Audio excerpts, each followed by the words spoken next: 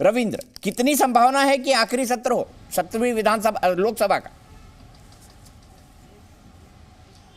देखिए, जो विधानसभा चुनाव होने वाले आप उस पर गौर करिए। राजस्थान में बीजेपी के पास कोई नेता चेहरा नहीं है जिसको बनाया जा सकता है। मध्य प्रदेश में शिवराज सिंह चौहान जीत दिला पाएंगे, इसकी उम्मीद बीजेपी को भी काफ़ी कम लग रही है। और छत्तीसगढ़ में तो कोई है नहीं, तो जाहिर सी बात है ये तीनों राज्यों में मोदी, प्रधानमंत्री नरेंद्र मोदी के चेहरे पर चुनाव होने वाले हैं। इसलिए कहीं ना कहीं एक तो ये फैक्टर हो सकता है। दूसरा फैक्टर कि INDIA अभी तीसरी बैठक कर रही है और जैसा कि आपने कहा कि कुछ नहीं उनके सामने अभी फिलहाल एक तरह से शून्य है।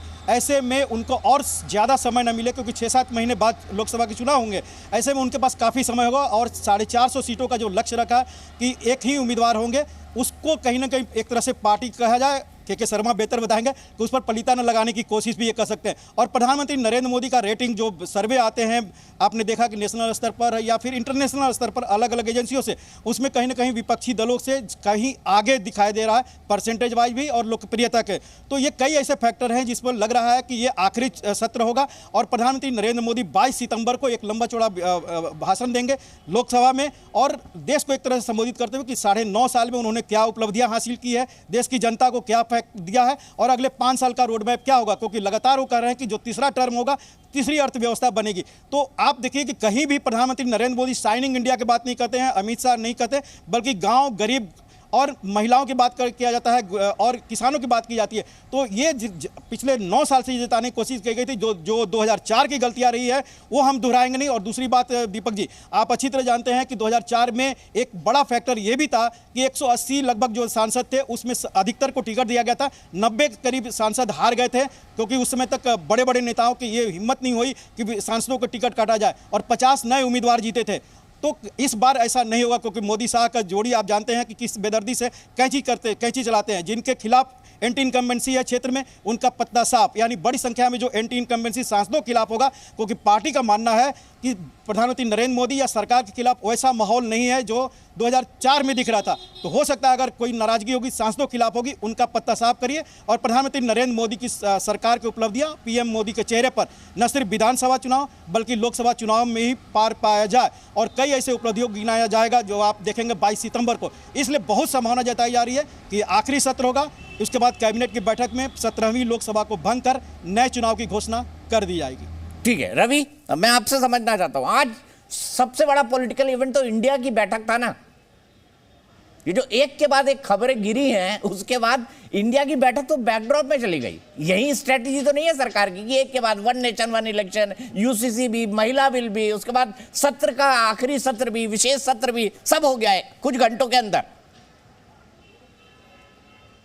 बिल्कुल बिल्कुल दीपक जी, राजनीति में पॉलिटिक्स में कहते हैं परसेप्शन और प्रोपेगेंडा, दो चीज़ बड़े मायने रखते हैं। और परसेप्शन में आप अपना काम सुधारते हैं, दूसरे का परसेप्शन बिगाड़ते हैं, और दूसरा प्रोपेगेंडा के जरिए आप किस तरह से अपनी बातों को फैलाते हैं और दूसरे के खिलाफ दुष्प्रचार करते हैं, उसको डिमीन करते हैं। तो अभी बैठक चल रही है, हालांकि बैठक थोड़ी देर में खत्म होने वाली है, लेकिन जयराम रमेश जैसे ही ये खबर आई कि स्पेशल सत्र बुलाया जा रहा है, उन्होंने ट्वीट कर इस बात को कहा कि ये जानबूझकर इंडिया की बैठक है उससे दिमाग हटाने के लिए, मीडिया का ध्यान भटकाने के लिए सब कुछ किया गया है। और आप जानते हैं कि इससे पहले ममता बनर्जी ये कह चुकी हैं कि दिसंबर में चुनाव हो सकते हैं, नीतीश कुमार ये कह चुके हैं कि दिसंबर में चुनाव कराए जा सकते हैं लोकसभा चुनाव के। लेकिन दीपक जी, जो रविंदर कह रहे हैं उससे मैं थोड़ा सा अलग राय रखते हुए एक बात बताना चाहूँगा कि 2 चुनाव हुए हैं देश में। 1977 का चुनाव जिसमें इंदिरा गांधी के पास सारी रिपोर्ट थी, IB उनको जानकारी दे रही थी कि वो चुनाव जीत रहे हैं, इसलिए उन्होंने पहले चुनाव करा लिया, वरना वो चुनाव नहीं कराती और राष्ट्रपति शासन और दिन रहता, इमरजेंसी लागू रहता। उसी तरह से 2004 का चुनाव, मैं आपके साथ उस समय चैनल में काम कर रहा था, मुझे आज भी याद है 2004 का चुनाव कि जब नतीजे आ रहे थे तो किस तरह से जो NDA के लोग थे उनकी हालत ख़राब होती जा रही थी। तो प्री इलेक्शन कराने के 2 जो चुनावी समय रहे हैं, वो दोनों उसका खट्टा अनुभव रहा है सरकारों को, चाहे इंदिरा गांधी की सरकार हो, चाहे अटल बिहारी वाजपेयी की सरकार हो। अब सरकार अगर ऐसा फैसला करती है, लेकिन ऐसा कोई जल्दबाजी दिख नहीं रहा है चुनाव कराने का, लेकिन फिलहाल ऐसा लग रहा है कि कहीं ना कहीं इंडिया गठबंधन की जो बैठक है उसको जो खबर खबर मिलनी चाहिए, उसको जो फुटेज मिलना चाहिए, उसको रोकने के लिए इस तरह का एजेंडा लाया गया है। ये इनके नेताओं का मानना है, इंडिया गठबंधन के नेता इस बात को स्वीकार कर रहे हैं। लेकिन अगर तैयारी की बात करें तो इंडिया गठबंधन भी अपनी तरफ से तैयारी कर रहा है, और उसी तरह से आप तो साक्षात गवाह हैं, आपसे क्या चीज़ अलग बताया जाता। उस समय भी जो अटल बिहारी वाजपेयी के सामने सोनिया गांधी का कद बहुत बड़ा कद नहीं माना जाता था, उस समय भी इस गठबंधन को बहुत कम आंक के चला जा रहा था। तो सारी स्थितियां कमोबेश उसी तरह की हैं। लेकिन क्या सरकार सोचती है, और एक बड़ी खबर आई कि चुनाव आयोग क्या ऐसी स्थिति में चुनाव कराने के लिए तैयार होगा कि अगर लोकसभा को भंग करती है सरकार इस सत्र में, विशेष सत्र में बुला के, तो चुनाव आयोग के जो लोग हैं उनसे जो हमारी बात हो रही है सूत्रों से, उनका कहना है कि हमारे लिए 2 महीना सफिशिएंट है, हम चुनाव करा सकते हैं। और उसका एग्जाम्पल भी उन्होंने दिया। ठीक है, उसका एग्जाम्पल उन्होंने पिछली बार सिर्फ एक छोटा सा एग्जाम्पल दिया कि तेलंगाना की सरकार ने अचानक विधानसभा भंग कर दिया, जिसका चुनाव लोकसभा चुनाव के साथ होना था, लेकिन उसको हमने विधानसभा चुनाव के साथ कराया। रवि, दोनों एग्जाम्पल आपने सही बताया। और हमारे यहाँ जब हम गली मोहल्ले में क्रिकेट खेलते थे तो जिसका बैट होता था वो बोलता मैं ही बैटिंग करूंगा, बॉलिंग नहीं करूंगा, फील्डिंग भी नहीं करूंगा। और यहाँ पे जो है बैटिंग जो है मोदी जी का बैट है, और वो खेले जा रहे हैं, खेले जा रहे हैं, खेले जा रहे हैं। रवि आप भी जुड़ा रहिए, रवि आप भी जुड़े रहिए। मैं दोनों एक एक पॉलिटिकल एक्सपर्ट से पूछाता हूँ। अनुराग भदौरिया जी, ये इतनी सारी खबरें आज ही गिरनी थी, तभी गिरी जब इंडिया की बैठक हो रही है, ये क्या हो रहा है सर? मोदी सर कह रहे हैं कि हम ना खेलेंगे ना खेलने देंगे। समझ जाओ, हम तो खेलने नहीं देंगे इंडिया वालों को। लेकिन आप समझ जाओ, आप तो समझ जाओ इसलिए इंडिया जीत गई है। ये साफ भारतीय जनता पार्टी की परेशानियां और ये खबरें आज के दिन ही लाएंगे, इसी समय रिलीज होगी, इसके मतलब पेट में दर्द शुरू हो गया है। और याद रखिए, जब सामने वाला जो कहीं ऐसा ना हो ये दर्द आपके पेट में होने लगे। अनुराग भाई, कहीं ऐसा भी हो सकता है कि ये दर्द आपके पेट में होने लगे थोड़ी देर में। देखिए, नहीं, इंडिया का मतलब होता है कि भारत की मूल आत्मा को बचाना, भारत की सभ्यता संस्कृति को बचाना, लोकतंत्र को मजबूत करना, यह है इंडिया का मतलब है। इंडिया का देखिए, ये लोकतंत्र है। यहाँ पे ये कोई अमेरिकन नहीं है कि यहाँ पे 2 पार्टियां हैं, एक डेमोक्रेटिक है तो एक रिपब्लिकन है, और दोनों कोई भी, यहाँ तो डिफरेंट पार्टियां हैं, डिफरेंट विचारधारा के लोग हैं, और सभी एक साथ आए हैं, और सभी एक साथ मिलकर देश को आगे ले जाना चाहते हैं। वो किसानों की बात कर रहे हैं, महंगाई की बात कर रहे हैं, बेरोजगारी की बात कर रहे हैं, महिला समस्या की बात कर रहे हैं, युवाओं की बात कर रहे हैं कि हमें देश को कैसे आगे बढ़ाना। अच्छा, एक बात बताइए अनुराग भाई, आपको स्पोक्स पर्सन बने वो कितने साल हुए? कितने साल से आप राष्ट्रीय प्रवक्ता हैं समाजवादी? 7-8 साल से तो हैं। वो तो मुझे भी याद नहीं है।